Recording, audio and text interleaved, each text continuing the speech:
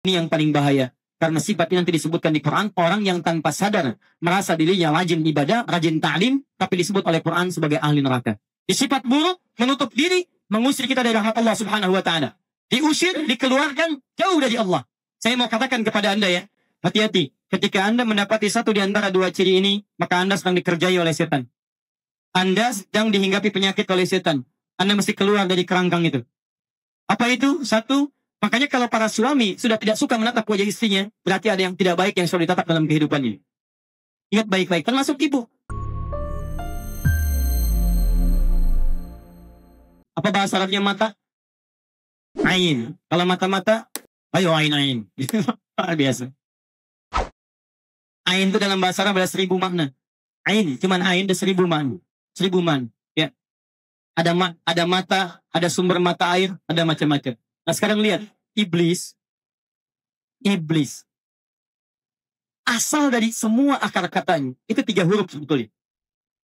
Asalnya ada lam, ada ba, ada sin. Kalau kita tukar, ba-nya dikedepankan, ba, lam, dengan sin. Yang pertama, la bisa, lam di depan, ba di tengah, sin di akhir. Itu artinya, fokus, yang baik menutup yang tidak baik. Jadi kalau ada sesuatu tidak baik, nggak pengen kelihatan nih. Kalau kelihatan saya nggak enak, malu saya, ini nggak bagus. Saya tutup misalnya, dengan busana atau dengan penutup tertentu. Maka penutupnya, kata kerjanya disebut la bisa, penutupnya disebut dengan libas. Pakaian kita ini sekarang disebut dengan libas. Kenapa disebut libas? Karena menutup aurat yang kita tidak nyaman terlihat keluar. Ini nggak bagus tampak keluar, saya tutup. Maka pakaian disebut dengan libas. Segala sesuatu yang baik menutup yang jelek disebut dengan libasun. Walibasut taqwa dzalika khair. Teman-teman sekalian, kebalikannya. Kalau ada yang jelek menutup yang baik, maka kalimatnya dirubah. Ba-nya maju ke depan. Jadi la bisa, jadi balasa. Tutup yang jelek, nutup yang baik. Ini baju bagus nih, kelihatan tampil bagus. Ditutup misalnya dengan keburukan-keburukan. Kotoran, tanah, lumpur, macam-macam. Itu disebut dengan balasa. Kalau sudah tertutup yang baiknya, muncul yang jeleknya. Maka objek yang tertutup disebut dengan iblis.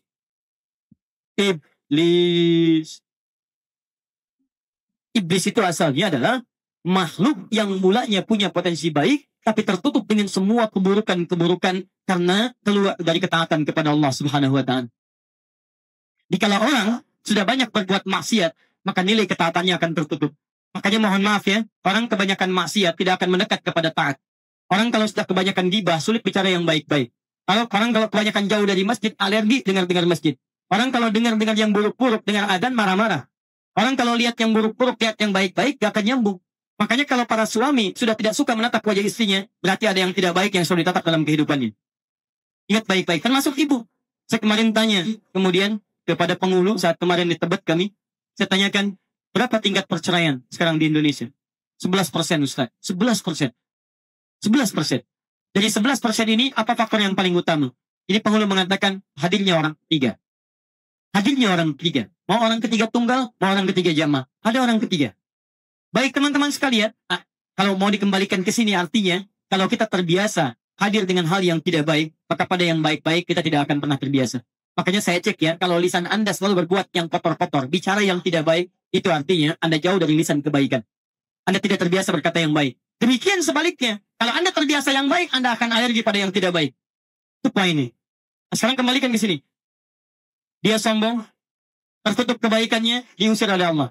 Di sifat buruk, menutup diri, mengusir kita dari rahmat Allah Subhanahu wa Ta'ala. Diusir, dikeluarkan jauh dari Allah. Saya mau katakan kepada Anda ya, kalau akhirat dengan dunia, beda waktunya berapa satu harinya? 1000 tahun, satu detiknya 48 hari. Taruhlah kemudian jin ini, dia tinggal di langit. Bukan di dunia.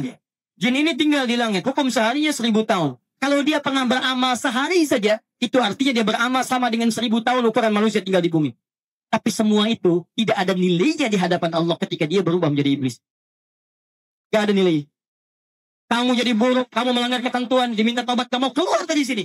Saya jamin neraka untuk kamu. Ya Anda bayangkan, iblis saja berbuat sombong, hitungan amalnya bisa hilang. Sombong, hilang semua amal. Seharinya 1000 tahun. Anda manusia yang sekarang hidup yang gak nyampe 1000 tahun, pengen ikutan sombong. Anda siapa? Anda telah. Demi Allah saya katakan telah dan jauh amalan Anda dibandingkan makhluk yang ini. Jauh. Jadi nggak usah ikutan lah. Jangan sombong. Jangan bersaing dengan iblis. Jangan bersaing dengan iblis. Anda nggak akan menang. Nggak akan menang Anda. Paham ya? Sekarang kita sebetulnya baru mau masuk materi nih. Kan yang kita bahas penyakit hati dan obatnya. Ini kan baru kita mau turunkan. Iblis ini dendam kepada Adam. Lalu dia meminta izin kepada Allah untuk menggoda. Nah, ketika dia menggoda, dirubah namanya. Dari iblis jadi syaitan. Syaitan asalnya dari kata syaitan. Syaitan. Setan dari kata syaitan. Syaitan itu asalnya bukan makhluk. Ingat, bukan makhluk. Tapi sifat yang menjauhkan dari ketaatan. Segala yang menjauhkan kita dari Allah disebut syaitan. Kalau melekat pada makhluk apapun, maka makhluk yang disebut dengan syaitan. Ini bukan cuma iblis. Kalau Anda misalnya nonton TV, TV menjauhkan Anda dari ketaatan kepada Allah. Waktu sholat masih nonton, maka TV itu disebut dengan apa? Setan. Mohon maaf, Anda waktu sholat masih WhatsApp-an, maka WhatsApp disebut dengan apa? Setan. Ibu mau tahajud malam-malam, diajak oleh suami nonton bola, nemenin. Maka suami pada saat itu sedang menjadi, bukan saya yang bilang. Makanya ketika menyebutkan setan, lihat, ketika menyebutkan setan, maka disebutkan makhluk-makhluk yang lainnya. Minal jinnati wan nas. Ada yang tidak tampak, ada yang tampak. Jadi ketika makhluk iblis ini menanamkan penyakit dalam jiwa setiap manusia, ternyata penyakitnya tidak hanya ditanamkan pada diri manusia. Pada benda yang lain pun bisa dihadirkan. Nah sekarang pada inti bahasannya, iblis dendam kepada Adam. Adam taubat, iblis tidak. Dia lebih dendam lagi. Saya keduluan oleh Adam. Maka dia memutuskan ketika Adam taubat, Quran surah kedua ayat 37, Fatalaqa Adamun Rabbi kalimatin fataba alaih. Adam salah, dia taubat. Dan dia kembali kepada Allah. Iblis salah, dia nggak mau taubat. Makanya beda kita dengan iblis. Kalau kita masih mengaku manusia bukan iblis, kita itu punya potensi salah. Tapi kita punya peluang untuk bertobat. Bapak kita pernah mencontohkannya. Manusia salah, dia tobat. Terima tobatnya. Iblis salah, tidak mau tobat. Jika ada manusia yang salah, nggak mau tobat-tobat, itu namanya manusia. Bukan sifat manusia, karena dorongan manusia itu pengen tobat. Makanya silahkan ketika Anda berbuat salah, maka keinginan pertama dalam diri Anda menyesalinya. Salah saya. Saya harus berubah. Saya harus berubah. Demi Allah, sepanjang nyawa masih dikandung dalam dirinya. Setiap manusia punya keinginan untuk berubah. Karena itu jangan pernah mencela orang lain. Yang dicela itu perbuatannya. Supaya dia mau kembali pada kebaikan. Jelas ya? Baik. Kembalikan di sini. Lihat sini. Iblis dendam pada Adam. Dia katakan pada Allah, saya akan goda manusia dengan menurunkan sifat-sifat penyakit buruk dalam nafsunya. Singkat. Nah, sekarang saya ambil contoh satu penyakit. Perjanjian iblis di Quran surah keempat tadi ayat 116 sampai 19 ini. Kemudian dia mulai praktek. Yuk kita mulai prakteknya. Satu. Apa yang pertama kali penyakit ditiupkan, diturunkan oleh iblis pada nafsu bagian buruk sisi manusia? Penyakit pertama, kita ambil satu ini saja ya. Waktu kita selesai di sini, nanti kita jawab sedikit pertanyaan. Kita berhenti di 9:30. Sepakat insya Allah? Maka ya, kalau mau sampai jam 11 silahkan ya. Saya selesai 9:30. Baik. Fokus baik-baik, teman-teman sekalian. Pertama, penyakit yang pertama kali dilekatkan oleh iblis pada setiap manusia adalah penyakit yang pernah menjauhkan dia dari Allah. Karena misi dia pengen punya teman di neraka. Ya, dan iblis ketika dijamin neraka, itu sebab utamanya karena sombongnya, istikbar, aba wastakbar. Makanya hal yang paling cepat memasukkan anak Adam yang diminta menemani iblis di neraka nanti adalah penyakit yang pernah mengeluarkan dia dari surga. Apa itu? Istikbar, yaitu sombong. Penyakit pertama, sombong. Satu. Awas hati-hati, nanti penyakitnya banyak, teman-teman sekalian. Penyakitnya banyak. Sebentar, tahan sebentar. Penyakit dibagi dua ya. Ada penyakit fisik, sakit tangan, sakit kepala, sampai sakit kaki. Itu disebut dengan daun namanya. Daun. Daun. Obatnya disebut dengan dawa. Dawaun. Ini obatnya. Jelas? Misal, sakit perut, minum promah. Sakit perut itu daun. Promah itu dawa. Paham ya?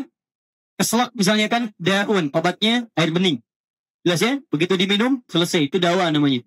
Kata Nabi, kalau Anda sakit, likulli da'in dawa. Setiap penyakit fisik itu ada obatnya. Ada obatnya. Kemana berobatnya? Ikhtiar dulu ke dokter. Ke dokter. Ada seorang sahabat datang pada Nabi, ya Rasulullah saya sakit. Minta pada Allah sembuhkan. Kata Nabi, idza bilat tabib, pergi ke dokter. Kata orang ini, dia cerdas orangnya. Kata orang ini, Anda kan Nabi, tinggal berdoa, saya sembuh. Bukankah doa Nabi dikabulkan? Tapi Nabi lebih cerdas. Kata Nabi, kesembuhan dari Allah dititipkan di tangan para dokter. Makanya ketika ada orang-orang terkontaminasi penyakit-penyakit fisik, salah satu caranya adalah berobat, pergi ke rumah sakit, pergi ke dokter dan sebagainya. Jelas sampai sini? Jelas ya? Baik. Yang kedua disebut dengan maradun.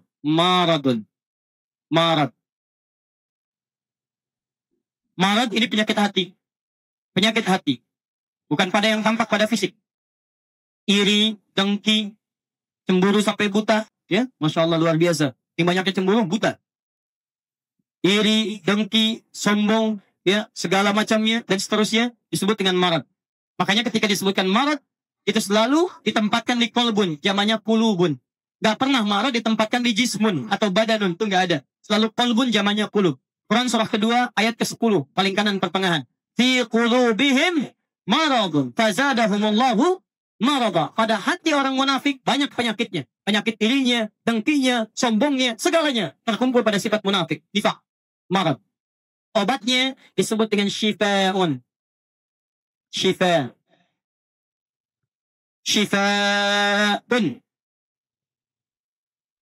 Jadi kalau Anda punya penyakit hati, ada masalah, jangan datang ke dokter. Gak akan ada obatnya dan Anda capek dan dokternya pun bingung. Dok, saya mau berobat. Saya pusing, dok, pusing. Kenapa Bapak pusing? Karena setiap hari tetangga saya beli barang baru, dok. Kulkas baru, saya yang pusing. Mobil baru, saya yang pusing. Begitu obat yang ngasih resep, dituliskan oleh dokter. Obatnya, resep pertama, Quran surah sekian, ayat sekian. 2, Quran surah sekian, ayat sekian. 3, Quran sekian, ayat sekian. Silahkan ambil obatnya, ini resepnya, ambil di majelis taklim. Bukan di apotik, karena di apotik gak akan ada. Gak akan ada. Ya. Nih, di sini boleh ada poli anak, poli gigi, poli mata, macam-macam. Tapi tidak akan pernah ditemukan poli-poli yang lainnya. Ya, poligami gak ada di sini. Poli iri, poli dengki, poli macam-macam gak ada di sini. Ya. Ini poinnya. Nah sekarang, di antara penyakit marad ini, pertama, satu, istikbar, sombong.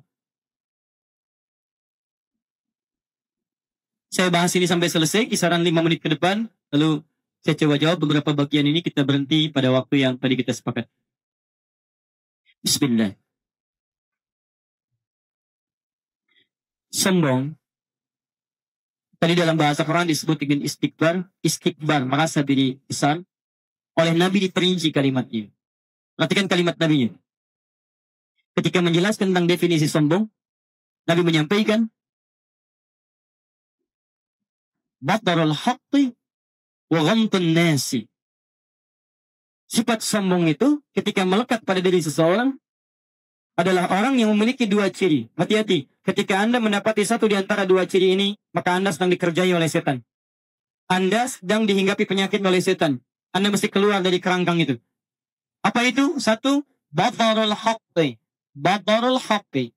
Batarul haqq. Dua, wa ghamtun nasi. Ghain, mim, ta. Ghamtun nasi. An-nas. Satu, batarul haqq. Menolak dengan keras. Ingat, ada rafadah, ada batara, itu beda. Rafadah saja sudah keras. Ada aliran rafidah namanya. Rafidah, aliran yang mengaku Islam tapi sering mencela Nabi. Disebut oleh Kiai Haji Hashim, Muhammad Hashim bin Ash'ari, pendiri Nahdlatul Ulama, tanggal 31 Januari tahun 1926. Beliau menulis kitab namanya Risalah Ahlussunnah wal Jamaah. Ya, ada 19 kitab, itu kitab keduanya. Anda buka halaman ke-9, paling kiri sebelah atas. Diterangkan di bab itu faslun. Bab pembahasan, ya, fi zuhuril bid'ah, tentang munculnya bid'ah akidah. Jadi bukan bid'ah fikih, akidah, keyakinan, kepercayaan di ardi Jawa, di tanah Jawa. Ya, wal mubtadi'ina fiha, dan tokoh-tokohnya, wan tisyara, dan penyebarannya. Ketika menyebutkan itu, buka halaman 10-nya. Halaman 10 paling kanan di sebelah bawah. Paragraf kedua, bagi 1 sampai dengan 3. Ya, wa minhum, di antara mereka rafidhiyun, ada aliran rafidah yang orang-orangnya seringkali mencela sahabat Nabi sallallahu alaihi wasallam. Yasubbuna sayyidina Abu Bakar dan Umar radhiyallahu ta'ala anhuma. Mereka senantiasa sibuk hobi mencela sahabat Nabi, khususnya Abu Bakar dan Umar radhiyallahu ta'ala anhuma. Wa yuballighuna hawa sayyidina Ali bin Abi Thalib wa ahli. Dan senantiasa mengkultuskan berlebihan ya Ali bin Abi Thalib dan keluarganya. Kalau kita mencintai seluruhnya, kita cintai Ali bin Abi Thalib, cintai keluarga Nabi, cintai seluruhnya, cintai sahabat Nabi. Yang ini enggak. Yang ini enggak. Sahabat Nabi yang lain dia cela habis-habisan. Abu Bakar dicela, Umar dicela, yang lain dicela. Bahkan luar biasanya, beliau kemudian mencantumkan hadis Nabi di halaman ke-11 di pertengahan. Kata beliau, kalau Anda menemukan seperti itu, ingat pesan Nabi. Apa pesan Nabi-nya? La tunakihuhum, wa la tujalisuhum, wa la tusalli bihim, wa la tusalli alaihim. Kalau Anda menemukan di masa Anda orang seperti itu, jangan salat bersama mereka. Jangan jadi imam dengan mereka. Jangan Anda berhubungan, tunakihuhum, saling jadi besanan dengan mereka. Jangan duduk bersama mereka. Karena Nabi tidak menyukai mereka. Nabi tidak menyukai mereka. Anda hadir dengan mereka. Maka Anda hadir pada golongan yang tidak disukai oleh Nabi SAW. Paham ya? Kenapa mereka sering mencela? Jadi penolak. Setiap yang datang dari sahabat Umar, Utsman ditolak. Bahkan kalau ke Madinah nggak mau masuk masjid Nabi dari pintu Umar. Nggak mau. Bahkan kata Nabi, hati-hati. Umar ini luar biasa. Orangnya teguh, orangnya tegas. Yang tidak senang dengan Umar cuma satu. Setan, kata Nabi. Jadi kalau di jalan sedang lewat, setan akan lari dari Umar. Jadi kalau ada orang tidak mau masuk pintu Umar di Masjid Nabawi, itu sama dengan, saya tidak bilang begitu. Tapi intinya ada setan yang mengerjai dia. Jadi teman-teman sekalian, keras, mencela keras luar biasa. Keras itu, rafadah, itu keras. Tapi ada yang lebih keras daripada itu. Batar namanya, batar. Yang ini. Dan ini kerjaan setan. Batarul haq, orang yang paling keras pertentangannya kepada hak, menolak al-haq. Bukan cuma benar, tapi al-haq. Ini. Tolong catat sedikit ya. Di buku-buku terjemahan, batarul haqqi sering diterjemahkan dengan menolak kebenaran. Padahal kebenaran dibagi dua. Ada as-sidqu, ada al-haqqu. Itu beda. As-sidqu, kebenaran relatif. Kebenaran relatif. Mirip kayak cantik dengan jelek. Kalau cantik itu relatif, kalau jelek itu mutlak. Padahal kabarnya demikian. Bisa. Putih itu bagus tidak? Bagus, tapi belum tentu. Karena ada orang mengatakan, bukan putih yang bagus, biru bagus. Orang mengatakan merah bagus. Orang mengatakan kuning bagus. Makanya ibu-ibu ketika datang ke pengajian banyak pilihan. Tanya pada suaminya. Pak, yang bagus mana ya? Pakai kuning atau pakai biru? Masya Allah. Papa bilang biru deh mah. Kayaknya kuning deh. Oh. Itu yang unik Pak. Nanya tapi sudah punya pilihan. Itu yang repot. Mending kalau dipakai begitu berangkat hijau. Ini ya. Itu namanya sudhun. Tapi hak pun beda. Hak itu kebenaran mutlak. Yang sumbernya langsung dibenarkan oleh Allah. Makanya setiap kebenaran bersumber dari Allah, kalimatnya hak di Quran. Quran surah kedua misal, ayat 149 misal. Al-haqqu min rabbika fala takunanna minal mumtarin. Semua yang hak dari Rabbmu, hak kebenaran yang tidak bisa ditolak. Anda nyari alasan nggak bisa. Nggak bisa karena jelas kebenarannya. Matahari terbit dari mana? Timur, tenggelam di mana? Barat, itu hak namanya. Yang jelas, yang nggak punya hujah lagi. Dicari apapun alasannya nggak bisa nolak. Itu hak. Nah persoalannya, ada orang-orang yang disampaikan nilai kebenaran bersumber dari Allah, dia menolaknya. Itu disebut dengan sombong namanya. Jadi kalau ada orang diingatkan dengan Al-Quran, hak, diingatkan dengan ayat-ayat Allah, diingatkan dengan hadis Nabi, diingatkan dengan kemuliaan yang nggak bisa ditolak, dia menolak, bahkan dia mencela, dia sedang dikerjai setan pada saat itu. Misal, bangun masjid bagus tidak? Bagus. Baik tidak? Baik. Tiba-tiba, kalau non-muslim yang menolak, mungkin wajar. Kita bisa berikan penjelasan. Tapi yang aneh, ada orang mengaku Islam menolak. Itu yang aneh. Itu yang aneh. Pak, kami mau bangun masjid. Oh, kami tidak sepakat. Saya takut nanti suaranya mengganggu kebisingan. Oh, mengganggu kebisingan. Ini siapa sebetulnya? Oh, maaf, menara jangan tinggi-tinggi. Saya takut nanti kalau rumah menimpa rumah saya. Gak ada menara pun, Anda meninggal juga. Yang paling aneh itu, kalau ada mengaku muslim, mengaku beriman, dia menolak ayat-ayat Allah. Itu yang aneh. Kalau non-muslim menolak Al-Quran, wajar, karena belum ada iman pada dirinya. Kita dakwahi dia dengan penuh kelembutan. Yang aneh itu, kalau ada orang Islam, alergi mendengar ayat-ayat Quran. Alergi mendengar nilai-nilai keislaman. Alergi mendengar nilai hadis Nabi SAW. Itu yang paling aneh. Dan yang paling bahaya adalah, kehidupan berbangsa kita pada saat ini, kita disibukkan bukan oleh non-muslim. Kita disibukkan oleh orang-orang Islam sendiri yang anti dengan nilai-nilai kebenaran. Itu masalah.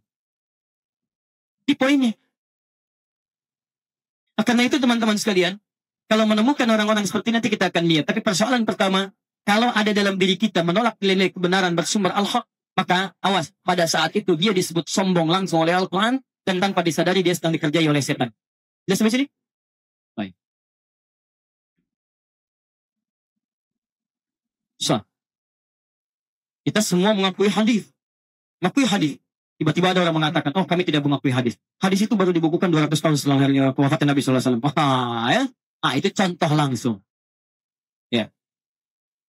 Betul-betul. Yang hitam putih itu jelas. Putih misalnya beriman, hitam belum beriman. Yang abu-abu nggak jelas, itu yang repot.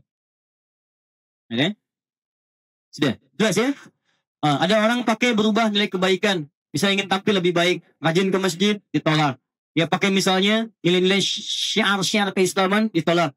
Ibu mau pakai jilbab, dilarang. Bapak mau sholat, dilarang, dan sebagainya. Yang larang orang Islam, maka orang itu pada saat yang termasuk maaf. Saya tidak mengajarkan Anda nanti untuk berlaku seperti ini. Termasuk pada bagian yang kedua. Dan ada gabungan satu dengan dua. Dan yang ini yang paling bahaya. Karena sifat ini nanti disebutkan di Quran, orang yang tanpa sadar merasa dirinya rajin ibadah, rajin ta'lim, tapi disebut oleh Quran sebagai ahli neraka. Ini poinnya. Ini wa ghamtun nasi, hobi dan mudah merendahkan orang. Merendahkan orang lain.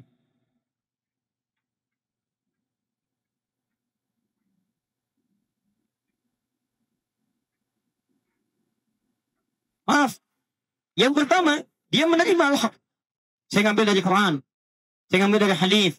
Saya belajar Quran. Saya belajar hadis. Tapi hobi merendahkan orang. Yang saya yang benar, yang lain salah semua. Kalau bukan dari saya, itu nggak benar. Kalau bukan dari guru saya, itu nggak benar. Kalau bukan dari sumber saya, itu nggak benar. Yang lain salah semua, yang saya yang benar semua. Sebelum Anda hidup, masa yang lain neraka semua? Jadi teman-teman sekalian, kalau Anda menemukan golongan yang kedua, itu pun sedang terjangkiti virus yang dikedepankan oleh setan. Hati-hati. Saya tidak pernah mengajarkan siapapun yang ikut ta'lim dengan saya menjadi pribadi yang lebih hebat dibandingkan dengan yang lainnya. Saya selalu katakan pada Anda, jangan fokus pada ahli hidayat. Karena ahli hidayat manusia yang tidak sempurna. Kadang salah, kadang tidak tepat, kadang tidak benar. Kadang juga kurang pengetahuannya. Maka belajar pada guru yang lainnya. Untuk menyempurnakan pengetahuan Anda. Belajar pada sikulan, Ustadz anu, Habib anu, ambil ilmunya. Tinggalkan yang buruknya, ambil kemudian yang baiknya. Dia pakemnya sesuai dengan Quran, ambil. Sesuai dengan sunnah, ambil. Menyimpang, tinggalkan. Tapi jangan merasa ketika Anda belajar, ini yang paling benar. Yang lain salah semua. Itu yang bahaya. Lihat sampai sini. Karena ada orang-orang diisyaratkan di Quran. Hati-hati, hati-hati. Mereka merasa dirinya benar, tapi kata Quran mereka sedang tersesat dan bahaya di situ. Quran surah ke-18 ayat 103 sampai dengan 104. Quran surah Al-Kahf ayat 103 sampai dengan 104. Paling kiri di pertengahan.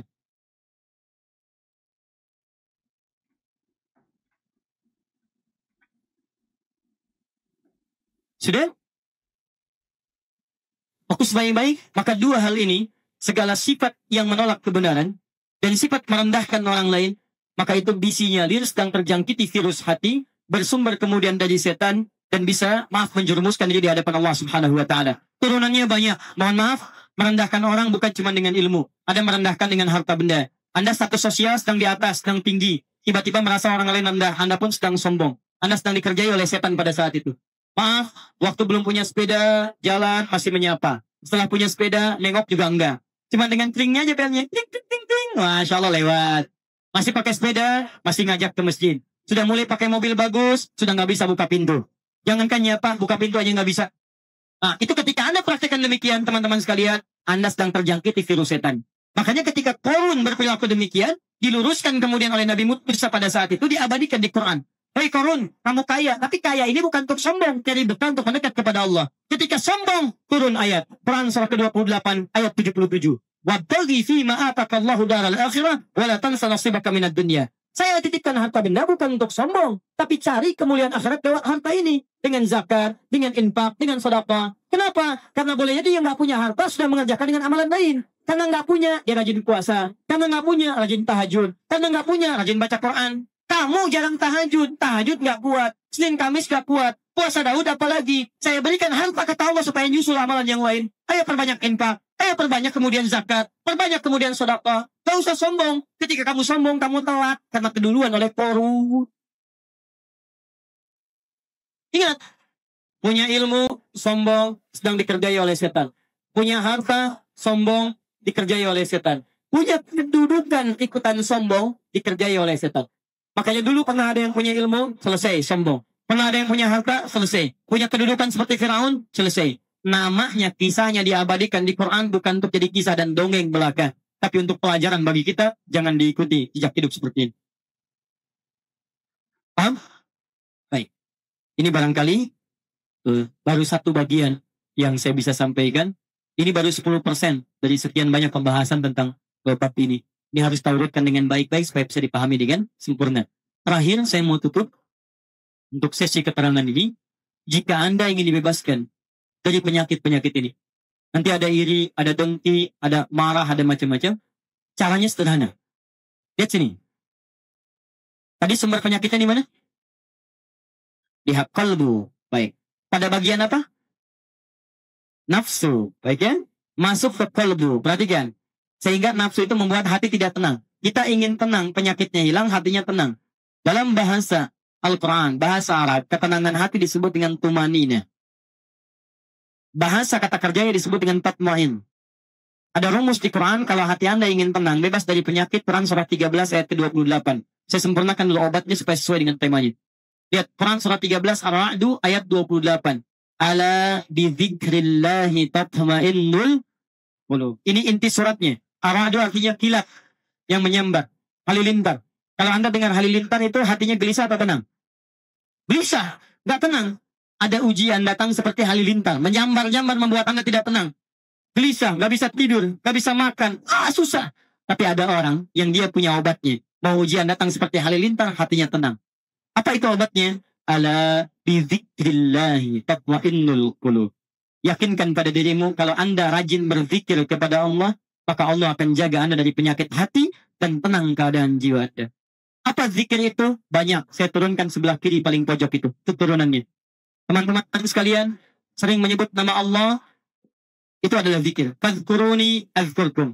Anda sebut saya kata Allah, saya sebut Anda. Zikir. Bagaimana menyebut Allah? Bisa dengan pertama Anda rajin berdoa. Quran surah ke-7 ayat 205. Wadhkur rabbaka fi nafsika tadarruan wa khifatan wa duna jahri minal qaul. Rajin berdoa. Jika kalau sedang tidak tenang, ibu berdoa. Teman-teman kalau ada penyakit berdoa. Misal datang setan lewat sombong. Sombong datang menghinggapi suami ibu, misal ibu melihat ibu berdoa kepada Allah. Ya Allah, mohon berikan petunjuk pada suami saya, Allah. Engkau titipkan suami saya kepada saya, bukan kepada perempuan yang lain. Saya mohon ya Allah, saya ingin dia jadi pendamping saya sampai akhirat. Jangan pisahkan kami di surga ya Allah, saya mohon kepadamu. Ada temukan kalimat marah misal. Bisa, mohon maaf ya, Anda menemukan anak-anak pemarah. Tiba-tiba marah nggak jelas. Marah pada orang tua, marah pada orang lain. Ibu bangun setelah tahajud berdoa. Wadhkur rabbaka fi nafsika yatadarruan wa khifatan wa duna jahri minal qaul. Minta ya Allah, Engkau jadikan dia ya Allah dalam rahimku. Aku yang kandung dia ya Allah. Aku yang berikan ASI. Papahnya yang memberikan dengan penuh keringat dia Allah. Segala hal untuk mohon ya Allah. Jangan pisahkan kami ya Allah di akhirat. Setelah tidur anak itu ibu tatap wajahnya. Tatap satu-satu. Lihat bagaimana di kehidupan dunia bersatu. Bayangkan ketika di akhirat dipisahkan. Kalau sudah melihat wajahnya. Kalau Anda ingin berdoa khusyuk untuk keluarga. Sebelum berdoa coba malam-malam bangun. Lihat satu-satu wajahnya. Tatap. Saya di rumah satu tempat. Kira-kira di surga satu tempat lagi tidak ya? Lihat bareng-bareng satu-satu lah. Ya Allah, suami saya, ya Allah, anak saya sekarang berada bersama saya. Tapi apakah di akhirat kamu bersama-sama atau tidak? Begitu selesai Anda lihat dan berdoa kepada Allah, ya Allah, mohon hilangkan sifat-sifat buruk dalam diri kami, ya Allah. Jauhkan kami dari segala kemaksiatan, jauhkan kami dari godaan setan, dekatkan kami dengan ridhamu, ya Allah, mohon, ya Allah. Minta, doa.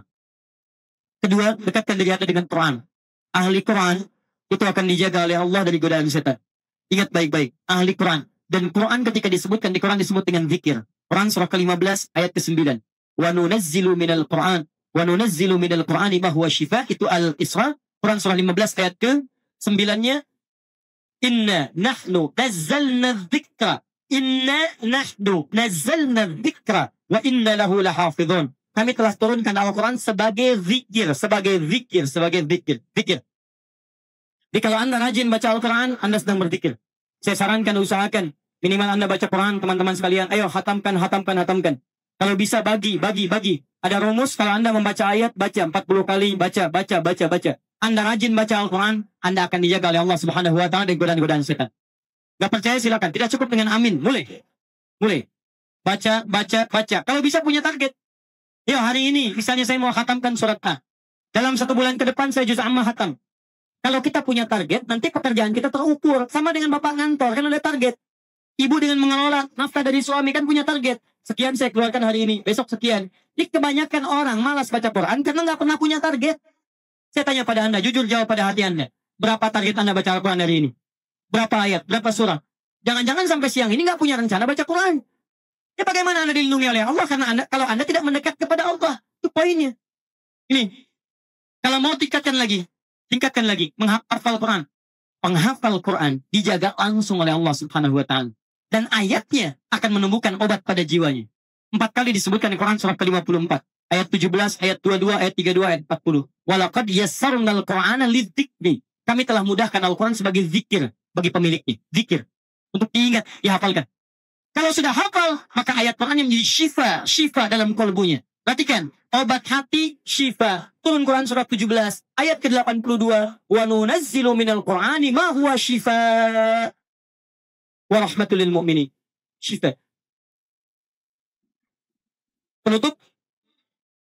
Kalau Anda belum rajin menghafal Quran, belum banyak membaca ayat-ayat Quran, maka yang terakhir, saya akhiri, rajinlah dalam memperbanyak sholat kepada Allah Subhanahu wa Ta'ala. Karena sholat adalah puncak zikir kita. Sholat puncak zikir. Karena sholat menggabungkan doa. Dalam sholat ada doa. Dalam sholat ada takbir. Dalam sholat ada tasbih. Dalam sholat ada Quran. Dalam sholat ada hafalan Quran. Dalam sholat ada istighfar. Karena itu ketika Allah meminta Nabi Musa sholat, disebutkan tujuan sholat sebagai zikir. Quran surah ke-20 ayat ke-14. Innani anallahu la ilaha illa ana fa'budni wa aqimis salata lidzikri. Saya Allah, tidak ada Tuhan yang layak disembah kecuali saya, sembah saya. Bagaimana cara menyembahnya? Tunaikan salat sebagai zikir kepada saya. Jadi ibu, bapak, maaf ya, kalau saat kita diminta salat, Allah tuh tidak butuh dengan salat kita, kita yang butuh. Di antara manfaat salat, menghilangkan penyakit-penyakit hati. Di antara manfaat salat, menjauhkan kita dari setan. Di ketika Allah minta kita sholat, kita diminta sehat. Sehat hatinya, sehat keadaannya, jauh dari setan. Saking sayangnya Allah. Kayaknya dibuat hukum wajib, saking sayangnya Allah. Sebab kalau tidak sholat, banyak celakanya. Jelas ya? Maka dari itu harus tegas kepada anak-anak kita. Khawatir kalau anak tidak sholat, bahaya dalam kehidupannya. Akan terkumpul penyakit-penyakit dalam keburukan. Silahkan cek, banyak orang pintar di Amerika, banyak orang pintar di Jepang. Tapi ketika tidak mendapatkan makanan untuk rohnya, banyak juga yang gelisah. Di Jepang disiplin, di Jepang kuat, tapi ketika ada persoalan, mereka bunuh diri juga. Jelas? Paham insya Allah? Baik. Saya tanya sebentar, saya simpulkan dulu. Manusia diciptakan pertama kali apanya dulu? Fisiknya dulu. Setelah itu ada apanya? Rohnya. Roh membawa sifat apa? Takwa. Fisik membawa sifat apa? Fujur atau nafsu. Keduanya digabungkan jadi satu. Baik, menjadi sifat manusia. Siapa yang mempengaruhi nafsu? Setan. Baik, setan datang membawa sifat-sifat keburukan. Lawan dari nafsu apa? Takwa. Karena itu kalau ingin dijauhkan dari setan, kita harus meningkatkan takwa kepada Allah. Semua bentuk ibadah itulah muara dari takwa. Salat bagian dari takwa. Infak bagian dari takwa. Puasa tujuannya takwa. Kama kutiba 'alal ladzina min qablikum la'allakum tattaqun. Haji tujuannya takwa. Quran surah 2 ayat 197. Al-hajju ashhurun ma'lumat. فمن فرض فيهن الحج فلا رفث ولا فسوق ولا جدال في الحج وما تفعلوا من خير يعلمه الله وتزودوا فإن خير الزاد التقوى. Karena itu, mari kita tingkatkan ibadah, tingkatkan takwa sebagai zikir kepada Allah. Dengan itu insya Allah kita dijaga dari pengaruh setan dan penyakit-penyakit hati dalam kehidupan kita. Paham insya Allah? Like and subscribe.